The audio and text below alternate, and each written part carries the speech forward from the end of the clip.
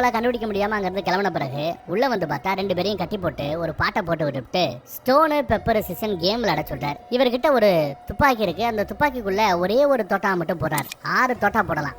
ஆனா ஒரு தோட்டா மட்டும் போட்டு சுத்த விடுறாரு. தமிழ் படங்கள்ல நம்ம பழைய காலத்து படங்கள்லாம் பார்த்திருப்போமே, சுடுவாப்ல. ஆனா தோட்டா இருந்த இடத்துல மட்டும் கரெக்டா சுட்டோம்னா ஆல் அவுட். தோட்டா போடாத மீதி 5 இடத்துல சுடப்படும் போது சத்தம் மட்டும் தான் கேட்கும். யாரும் ஜாக போறது கிடையாது. எவெல்லாம் அந்த போட்டியில தோக்குறானோ அப்பெல்லாம் நான் இதை வச்சு சுடுவேன் அப்படின்னு சொல்றாரு.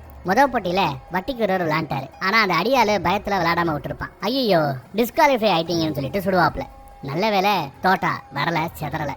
மறுபடியும் அடுத்த ரவுண்டு விளையாடுங்கன்னு ஸ்டோன் பெப்பர் சிசனை விளையாட வைக்கிறாரு. எவன் தோக்குறானோ அவனை சுடுறாரு. இப்படியே போய்கிட்டு இருக்குது. ஒவ்வொரு ரவுண்டா போய்கிட்டு இருச்சு. இது 6வது ரவுண்டு. இந்த ரவுண்டுல கண்டிப்பா தோட்டா இருக்கிறது தான் சுட போகுது. எவன் தோக்குறானோ அவன் ஜாக போறான். இந்த முறை அடியாளு கையை நீட்டி சிசரை வைக்கிறாரு. 2 கையில விளையாடுறாங்க. இந்த பக்கம் வட்டிக்கு விடுறவர் விளையாடணும். அவர் ஒரு கையை தான் நீட்டி இருக்கிறாப்ல, இன்னொரு கையில அவர் எதையுமே வைக்கல. ஒரு கால அவர் 2